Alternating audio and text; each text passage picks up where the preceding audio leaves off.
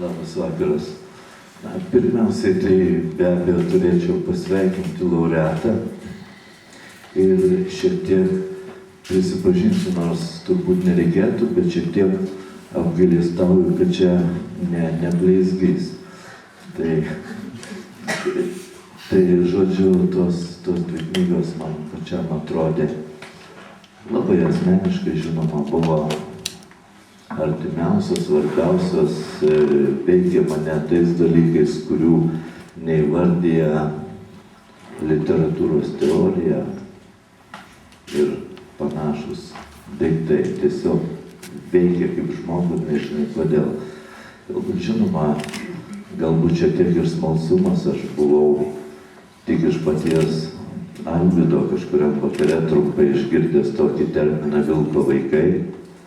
Dabar man yra ganėtinai aišku, kas yra tie vilko vaikai.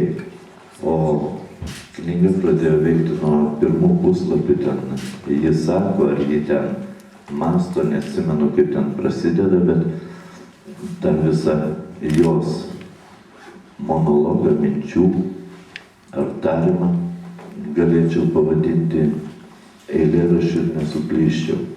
O tame eilėraščiai yra vienas svarbus dalykas susijęs vėlgi man, kurį priimu gan asmeniškai, nes tame krašte prieš porą metų, prieš metus, keletą kartų teko būti ir kažkaip labai keistai jaučiausi ir paskui su Kaliningrado karaliaučiaus rašytojais sakiau, kad šitame krašte labai keistai jaučiuosi, negaliu įvardyti savo būsenos.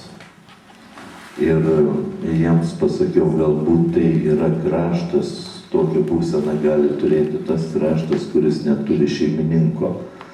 Žinoma, sunkiai vėliau kalba tekėjo, bet radau šitą, kaip pasakyta kitaip, rašytojo Šlepiko knygoje Mano vardas Marytė.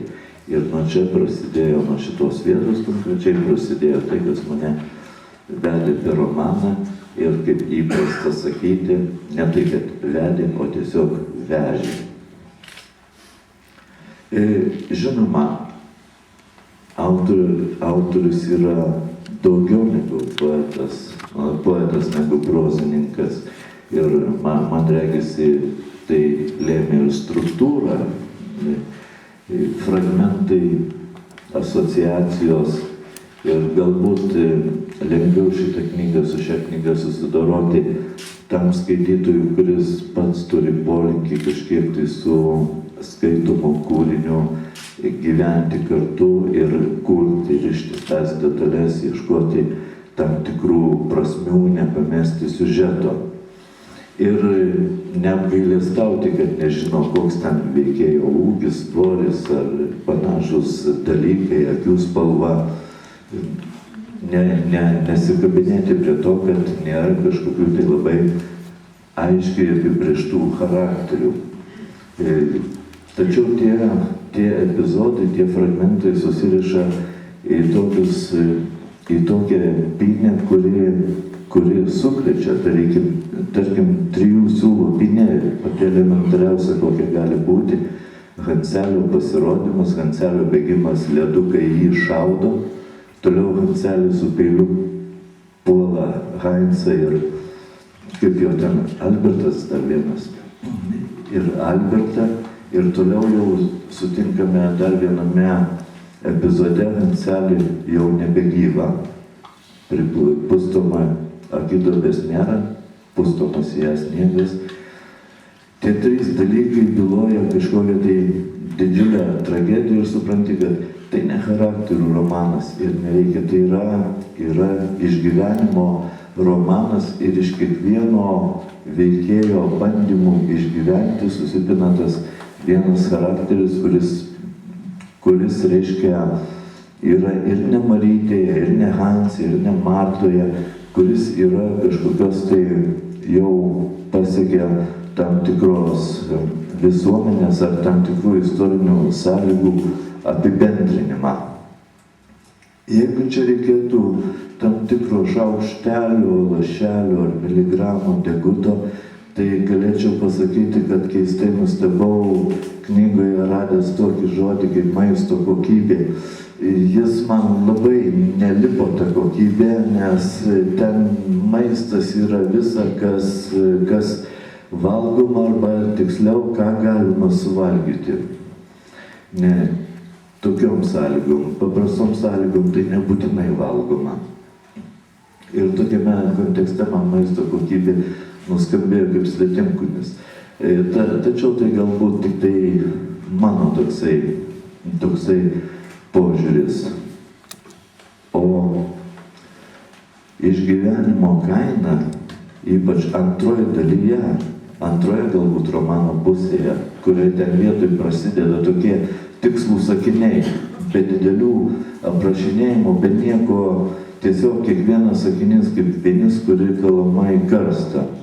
Tikslus, tikslaus skambesio, tikslaus reiškia tiksliai parenkama vieta ir tu supranti, kad tai ne vinis į karstą kalamos, o į tave kalama visa romano programa ir visas dramatizmas romano ir į tave kalama tai, ką tu besąlygiškai priėmi ir nesvarstai kokių nors tenais, kodėl man tai priimtina, kodėl nepriimtina, čia gerai, ten blogai ar panašiai. Tiesiog kala ir taip iki paskutinio sakinio, kuris asmeniškai mane nuvylė, bet logiškai tai buvo labai dėsningas tas sakinys. Galbūt šitas kraštas, iš kurio aš žinau ir čia esantis žino, tam tikrų momentų ėjo visa lietuvių kultūra, visa raštyje ir sąmonėje buvo toksai, kaip lietuvio sąmonėje, kaip toksai kraštas tautinės savisaugos, dar kažkokios savisaugos, kažkokio sakralumo įgavęs. Šiuokart iš to krašto eina netikėta, reiškia nežmoniškumo banga. Aš turiu ne vokietukus.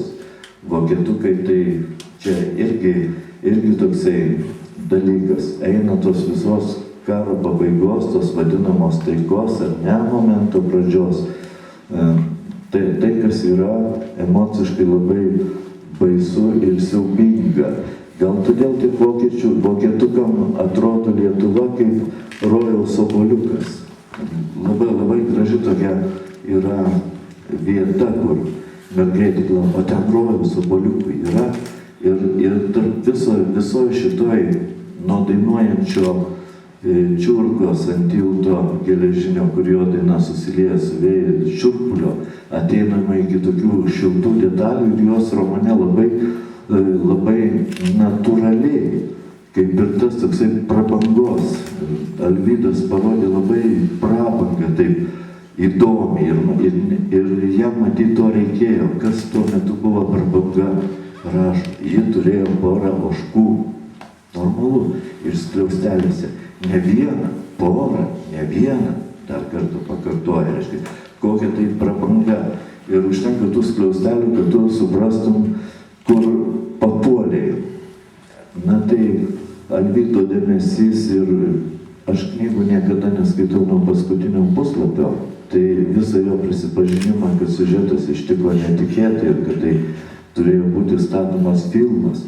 Tai patvirtino tas toksai kino geras vaizdas ant to tiltų būtų labai, kur čiurka dainuoja.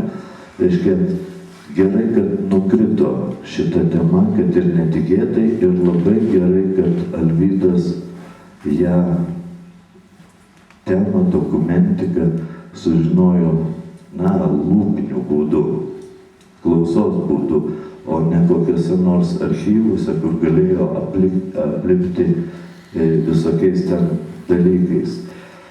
Jeigu būtų tas personažas, kuris man nepatiko knygoje, bet už jį reikėtų padėkoti autoriui už jo sukūrimą, tai pasirinkčiau Mikitą.